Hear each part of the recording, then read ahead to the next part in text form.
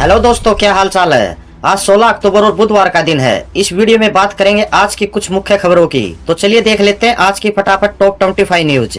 सबसे पहले साथियों, एक बहुत ही अच्छी खबर निकलकर सामने आई है। कल सुप्रीम कोर्ट ने सीटेट को सभी राज्य में होने वाली शिक्षक भर्ती के लिए मान्य घोषित कर दिया। अब अलग से स्टेट एलिजिबिलिटी टेस्ट क्लियर करने की जरूरत नहीं पड़ेगी। बसपा प्रमुख मायावती ने बहराइच हिंसा को लेकर कहा कि जिले में कानून व्यवस्था की स्थिति का खराब होकर काबू से बाहर हो जाना चिंताजनक है। उन्होंने कहा, त्योहार कोई भी हो, किसी भी मजहब का हो, शांति व्यवस्था सरकार की पहली जिम्मेदारी है। सरकार हर हाल में अमन चैन व लोगों के जान माल व मजहब की सुरक्षा सुनिश्चित करे। बहराइच हिंसा में मारे गए राम गोपाल मिश्रा की बहन प्रीति ने कहा कि दोषियों को फांसी की सजा होनी चाहिए और उनके घरों को गिरा दिया जाना चाहिए। प्रीति ने कहा, राम गोपाल को 15 गोलियां लगी थी। वहीं मिश्रा के एक अन्य रिश्तेदार प्रमोद कुमार ने कहा, यह घटना पुलिस की लापरवाही से हुई है। बॉलीवुड हंगामा रिपोर्ट के अनुसार अक्षय कुमार का धूम्रपान निषेध विज्ञापन करीब 6 साल बाद बंद कर दिया गया। इस विज्ञापन को नंदू विज्ञापन के नाम से भी जाना जाता है। विज्ञापन में अक्षय का किरदार नंदू नामक शख्स को धूम्रपान छोड़ने और इसके बजाय अपनी पत्नी के लिए सैनिटरी पैड खरीदने के लिए प्रेरित करता है। कॉमेडियन मुनव्वर फारूकी को जेल में बंद गैंगस्टर लॉरेंस बिश्नोई गैंग से धमकी मिलने के बाद मुंबई पुलिस ने उनकी सुरक्षा बढ़ाई है। पुलिस ने कहा, ऐसी जानकारी है कि लॉरेंस गैंग से मुनव्वर को खतरा है। बीते महीने दिल्ली में गैंग द्वारा मुनव्वर की हत्या की कोशिश के बाद पुलिस ने उन्हें सुरक्षा दी थी। भारत ने मंगलवार को अमेरिका के साथ $3.3 बिलियन करीब 28,000 करोड़ रुपए में 31 MQ-9B प्रेडेटर हथियारबंद ड्रोन खरीदने का समझौता किया। टाइम्स ऑफ इंडिया के अनुसार इन ड्रोन्स की डिलीवरी अगले 6 साल में पूरी हो जाएगी। रिपोर्ट्स के मुताबिक भारत इन ड्रोन्स का इस्तेमाल चीन के साथ विवादित सीमाओं पर सशस्त्र बलों की निगरानी क्षमता को बढ़ाने के लिए करेगा। हरियाणा सरकार ने आंगनबाड़ी कार्यकर्ताओं का मानदेय 750 रुपए व सहायिकाओं का मानदेय 400 रुपए तक बढ़ा दिया। अब 10 वर्ष का अनुभव रखने वाली आंगनबाड़ी कार्यकर्ताओं को 14,750 रुपए, 10 वर्ष से कम अनुभव रखने वाली व मिनी आंगनबाड़ी कार्यकर्ताओं को 13,250 रुपए मिलेंगे। वही सहायिकाओं का मानदेय बढ़कर 7,900 रुपए हो गया। यह मानदेय अगस्त से ही लागू माना जाएगा।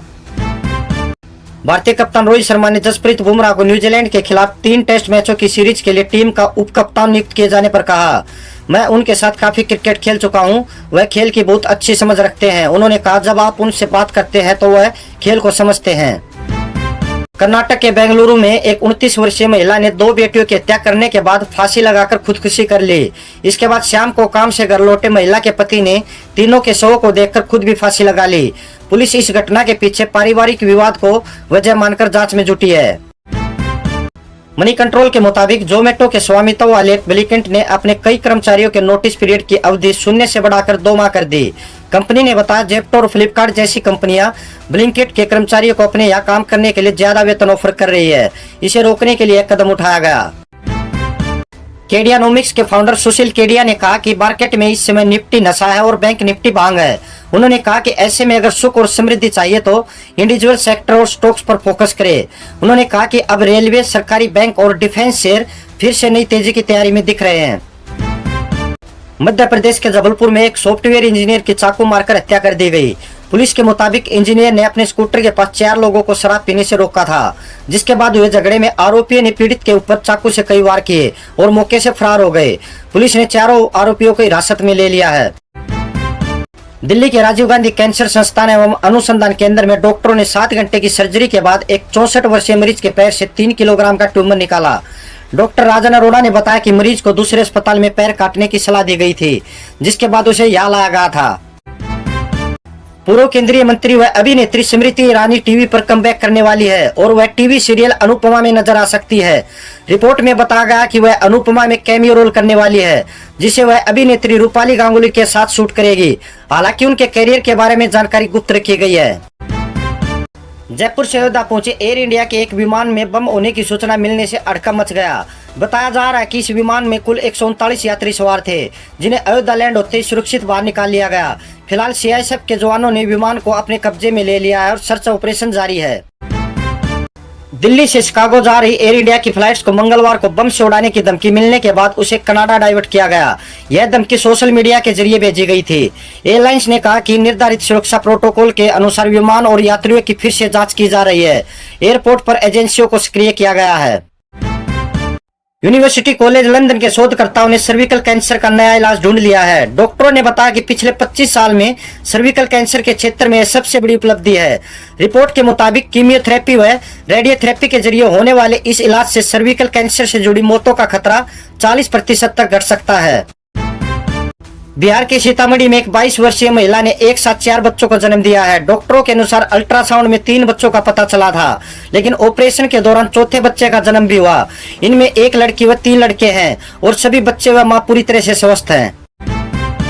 खालिस्तानी आतंकी हरदीप सिंह निज्जर को लेकर कनाडा की बेतुकी बयानबाजी पर भारत ने कड़ा रुख अपनाते हुए कनाडा से उच्चायुक्त समेत अपने कई राजनयिक अधिकारियों को वापस बुलाने का निर्णय लिया है। भारत ने कहा, जस्टिन ट्रूडो सरकार की कार्रवाई से राजनयिकों की सुरक्षा को खतरा हो गया है। हमें सुरक्षा को लेकर कनाडाई सरकार पर बिल्कुल भरोसा नहीं रहा।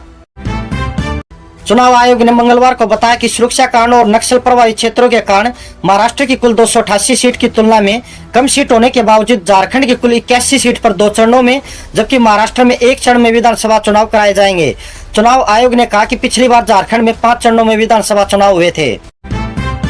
चुनाव आयोग ने यूपी में खाली चल रही अयोध्या की मिल्कीपुर विधानसभा सीट पर उपचुनाव की घोषणा नहीं की है। चुनाव आयोग के अनुसार हाईकोर्ट में दायर याचिका के चलते यहाँ उपचुनाव नहीं होंगे।